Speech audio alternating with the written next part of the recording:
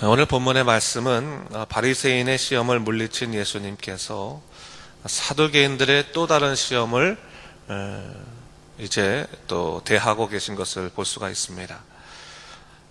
사실 당시 예수님께서는요, 대중들에게는 아주 권위 있는 선지자로 추앙을 받았지만 사실 바리새인이나 사두개인들에게는 눈의 가시와 같은 그런 분이었습니다. 그래서 그들은 예수님을 공격하는 면에 있어서는 하나가 됐어요. 원래 둘이 서로 안 친했는데 예수님을 공격하고 무너뜨리려는 일은 하나가 돼서 먼저 바리새인이 공격하고 이제 또 사두개인이 공격을 하는 거죠.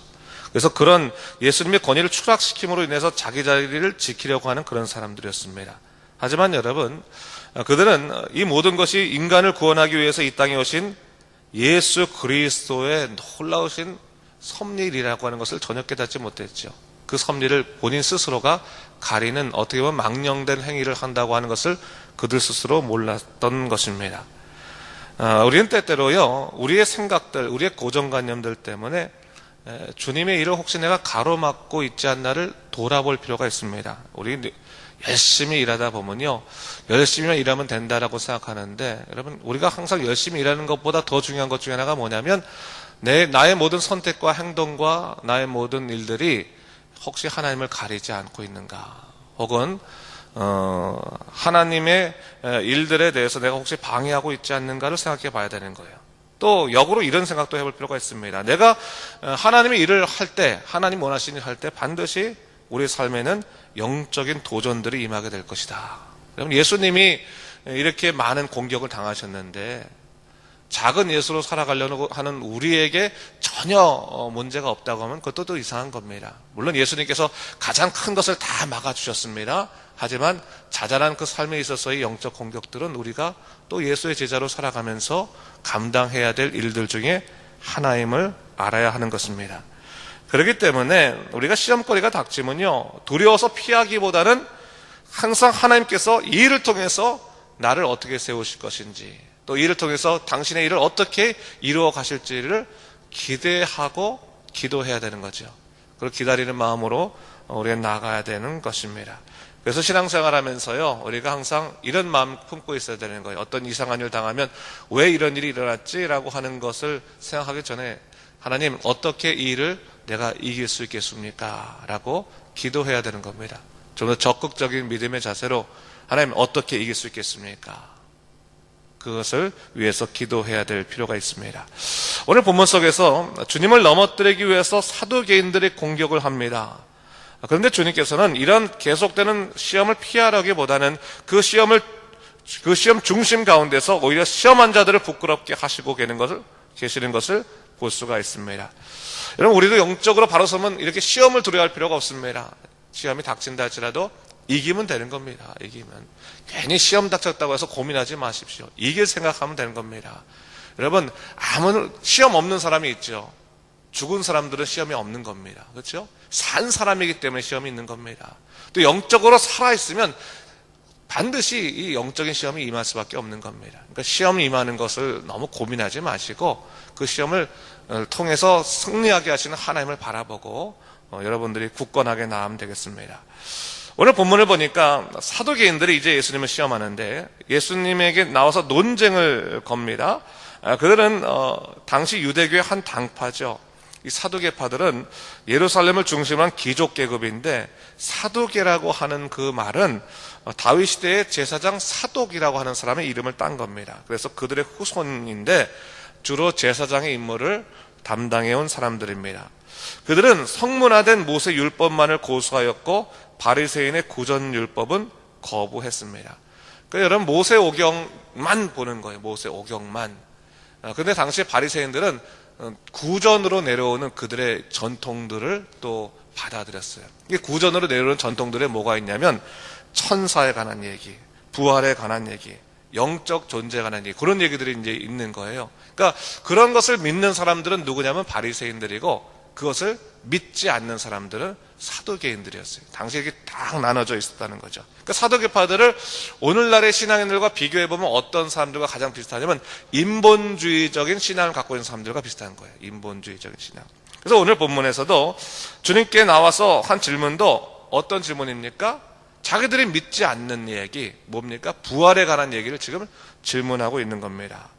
자기들이 부활에 대해서 믿지 않기 때문에 예수님이 어떻게 그 부활에 대해서 반응하는지를 보려고 자기들이 평소에 하던 질문들을 한 겁니다. 전혀 없던 질문을 한 게 아니라 남들을 공격할 때 하는 질문 있잖아요. 여러분, 불신자들이 예수님 믿는 사람들 보면 꼭 질문하는 데 레파토리가 있어요. 그런 것처럼 꼭 그런 질문을 지금 하고 있는 겁니다. 그 질문의 내용이 뭐였냐면, 모세의 율법에서 어떤 내용이냐면 수혼법에 관한 얘기가 있어요. 수혼법. 그 수혼법이 뭐냐면, 그 형이 부인을 데리고 살다가 형이 무슨 일로 죽음을 당했을 때 그 동생이 그 형의 부인을 책임지는, 그래서 그 가족들을 책임지는, 그냥 나의 부인으로 삼는다는 것이 아니라 부인으로 삼는 사람도 있고 혹은 그 가정을 책임지는 그런 제도가 있었어요. 이게 수혼법이라고 하는 제도인데, 그 제도를 갖고 얘기하는 거예요. 만약에 한 칠형제가 있는데 큰 형의 부인이 죽었다. 그러다 둘째가 봤는데 둘째가 또 죽었다. 셋째가 죽었다. 이런 식으로 쭉 나가서, 그렇다면 7형제와 다 혼인하고 그 아내가 죽었다면 과연 이 아내는 누구의 형제의 아내가 되겠느냐. 이런 식으로 이제 질문을 한 거죠. 질문을 한 거예요.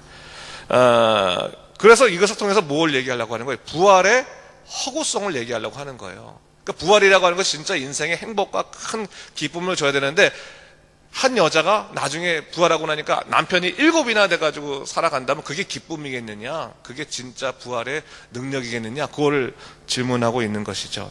그랬더니 주님께서 29절에 뭐라고 말씀하십니까? 이렇게 말씀하십니다. 이건 다시 한번 같이 읽어볼까요? 29절 말씀 시작. 예수께서 대답하여 이르시되 너희가 성경도 하나님의 능력도 알지 못하는 거로 오해하였도다.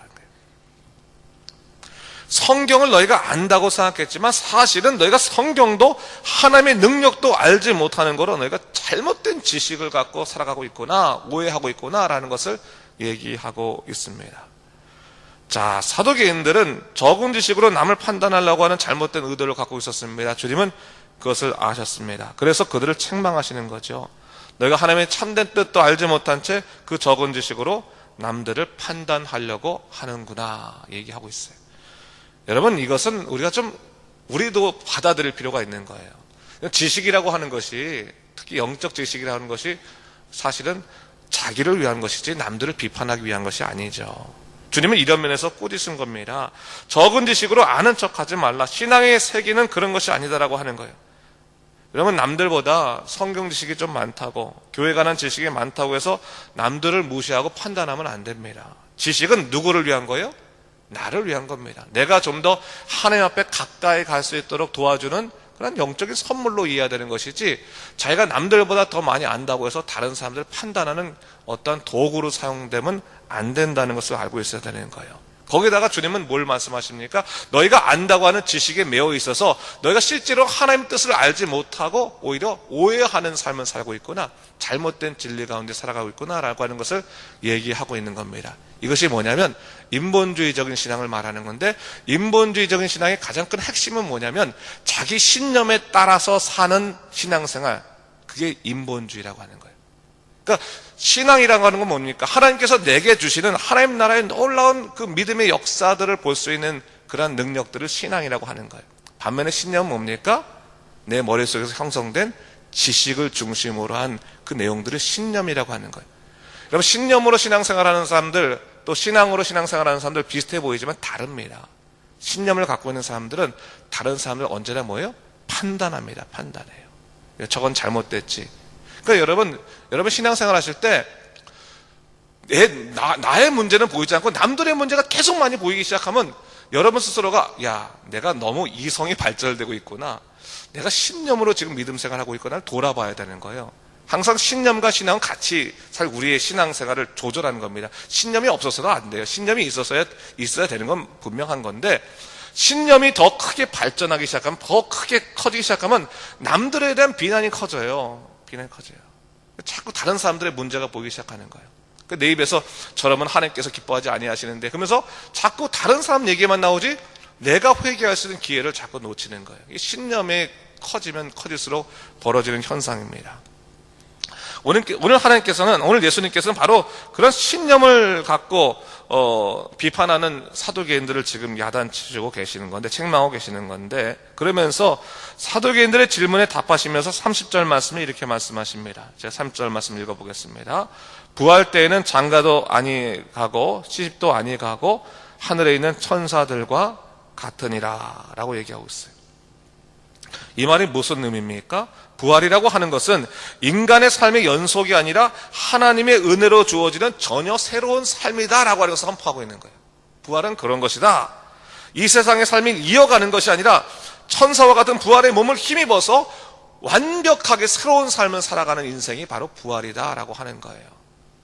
그런 의미에서 본다면 뭐냐면, 우리 인간의 삶이라고 하는 건 천국의 삶의 하나의 작은 일부분이라고 본다면, 이것이 온전해지는 것이 하늘나라의 삶인 것인데, 예를 들어 결혼은 뭐가 있습니까? 결혼이라고 하는 것은, 결혼은 사실은 하나님과의 우리와의 연합의 그 기쁨들을 부분적으로 누릴 수 있는 것이 이게 결혼이라고 하는 거예요. 그러니까 하늘나라에 가서는 결혼을 또 할 필요가 있습니까? 없습니까? 할 필요가 없어. 왜? 하나님과의 온전한 연합이 있는데 왜 결혼을 합니까? 그렇죠? 그러니까 하나님 나라 연합이 있는 곳에서는 이 인간사의 결혼이라고 하는 그러한 부분에 있어서의 그 또 다른 일들이 일어날 일이 없다라고 하는 것을 얘기하시는 거예요. 그러니까 여러분, 우리가 하늘나라에 있어서의 모든 것은 인간의 삶에 있어서의 부족한 부분들을 완벽하게 누리게 하시는 새로운 인생이라고 하는 것을 우리가 기억해야 되는 거예요. 그렇기 때문에 우리가 지금은 내가 이 부분들을 잘 모르지만 나중에는 얼굴과 얼굴을 맞대어 보는 것처럼, 사도 바울의 것처럼 그때는 그 진리를 알겠지 하면서 해야 되는 것이지, 이것을 그대로 이어가지고 이것이 이렇게 된다라고 말해서는 안 돼요. 물론 우리가 이 부분을 지금 자신 있게 말할 수 없는 건 없어요. 하늘나라는 아예 결혼이라는 건 없습니다. 이건 예수님 그렇게 말씀하신 건 아니잖아요. 이거는 뭐 인간의 삶의 연속성에 있는 것이 아니라고 하는 것을 얘기하는 거예요. 하늘나라는 하나님 뜻으로 이루어진 전혀 새로운 나라다. 천사의 몸처럼 새로운 나라다라는 걸 보여주는 거예요. 그 대표적인 것이, 여러분, 예수님께서요, 복음서에 보면 부활하실 때 육신으로 부활하셨습니까? 여러분? 우리가 그걸 신학적으로 말할 때는 육체로 부활하신 것이 아니라 영체로 부활하셨다고 말해요. 영체로 부활하셨다고 하는 것은 뭐냐면, 육신이 없어지고 영만 남았다고 하는 것이 아니에요. 전혀 다른 몸을 얘기하는, 전혀 다른 몸. 예수님이요, 제자들에게 나타나셔서 내 손을 만져봐라. 다 만져져요. 그렇죠? 부활하셔서 다 만져져. 그런데 그분께서는 또 문을 통과하셔. 그렇지 않습니까? 그러니까 사람의 몸으로 만져지면서도 우리가 생각하는 이 물질 세계를 다 통과하시고 또 하늘나라로 승천하시고, 그런 것이 동시에 있는 거예요. 이 말은 뭐냐? 우리들이 생각하는 인간 사회에 있어서의 그러한 그 세계의 이 연결선상에 있다는 것이 아니라는 거예요. 전혀 새로운 세계에 하나님 나라가 이루어진다고 하는 것을 사실은 얘기하시는 거거든요. 우리 인간의 몸도, 인간의 삶도 전체가 달라지는 것이다라는 것을 얘기하고 있는 거거든요, 사실은. 그러니까 여러분, 오늘 주님께서 이것을 말씀하시는 거예요. 인간의 작은 지혜로 하나님 나라의 모든 진리를 이해하려고 하지 말아라. 이해하는 것이 아니라 뭡니까? 믿는 거예요, 믿는 거. 우리는 믿는 거예요. 하나님께서 이 땅보다 훨씬 더 놀라운 하나님 나라의 축복을 주신다고 믿고 그 나라를 신뢰하고 살아가는 것이지, 그 나라를 이해하고 살아가는 것이 아니에요. 그러니까 우리가 분명히 그 부분을 주님께서 말씀하시는 겁니다. 너희가 그렇게 이해하려고 하면 오해할 수밖에 없다라고 하는 것을 이야기해 주시는 것입니다. 자, 궁극적으로 그렇다면 하나님은 어떠한 분이신가? 이것을 32절에 말씀해 주고 계신데, 32절 말씀 한번 같이 읽어볼까요? 시작. 나는 아브라함의 하나님이요 이삭의 하나님이요 야곱의 하나님이로다 하신 것을 읽어보지 못하였느냐? 하나님은 죽은 자의 하나님이 아니요 살아있는 자의 하나님이시니라 하시니. 자, 주님은 이 부분을 어떻게 설명하시냐면, 아브라함이 하나님이었다, 이삭이 하나님이었다가 아니라 아브라함이 하나님이다, 현재형으로 말씀하신 거죠. 이삭이 하나님이요 야곱의 하나님이라는 것을 읽지 못했느냐? 하나님은 죽은 자의 하나님이 아니요 살아있는 자의 하나님이시다 라고 말씀을 통해서 뭘 얘기하고 싶냐면, 여러분, 이거는 죽은 자들의 하나님은 전혀 아니고 살아있는 자들의 하나님이십니다 라고 하는 것을 얘기하는 게 아니라, 우리가 생각하는 그런 단어의 개념이 아니라 뭐냐면, 하나님은 오늘 이 세계에 오셔서 나를 통치하시는 모든 만유의 주이십니다라고 하는 걸 고백하고 있는 거예요. 너희들은 지금 하나님을 생각할 때나 성경을 생각할 때 너희들 안에 죽은 지식을 갖고 하나님을 이해하려고 하고 너희들이 갖고 있는 그 고정관념 가운데서 하나님을 이해하려고 하지만 하나님은 그런 하나님이 아니라 올로 살아계셔서 우리를 역사하시는 만유의 주이시다라고 하는 것을 얘기하는 거예요. 너희들이 하나님 평가할 수 있는 것이 아니라 하나님은 모든 너희의 약한 부분들 다 통치하시는 분이신데, 이 말은 다른 말로 어떻게 설명하면 하나님은 율법의 하나님이 아니라 복음의 하나님이시다. 하나님은 지나간 과거의 하나님이 아니라 나의 삶에 동행하시는 오늘 현재의 하나님이시다. 하나님은 죽은 자뿐만 아니라 영생의 아버지이시다라고 하는 것을 얘기하시고 있는 겁니다. 그것을 통해서 우리가 믿는 하나님은 너희가 생각할 수 있는 그 범위 안에 계신 분이 아니라 훨씬 더 크신 하나님이시다. 훨씬 더 너희 모든 삶을 주장하시는 하나님이시다라는 것을 얘기하고 있는 것이죠. 우리로 따지면 어떤 말도 할 수 있을까요? 여러분, 우리가 어떤 일 닥쳤을 때 하나님, 왜 하나님께서 막아주지 아니하시고 내게 이런 고통 주셨어요? 하나님 모르셨어요? 우리가 인간적인 마음으로 얘기하잖아요. 이렇게 하나님과 기도할 때, 그렇죠? 마치 하나님도 모르셔서 그랬을 것 같아. 그렇지 않다는 거예요. 하나님 모든 것을 다 아세요. 하지만 우리가 생각하는 이해의 범위하고는 다르게 움직이시는 하나님이신 거예요.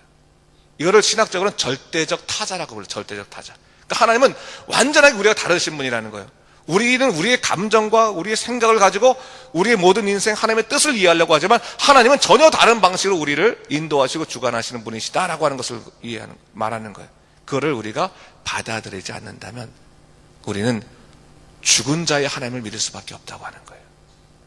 산 자의 하나님을 믿는다고 하는 것은 우리의 생각과 완전히 다를지라도 하나님께서 우리의 모든 것을 주장하시는 만유의 주이심을 우리가 고백하게 되었을 때 우리는 어떤 상황에서도 흔들리지 않고 주님만 의지하고 살아갈 수 있게 된다는 사실입니다.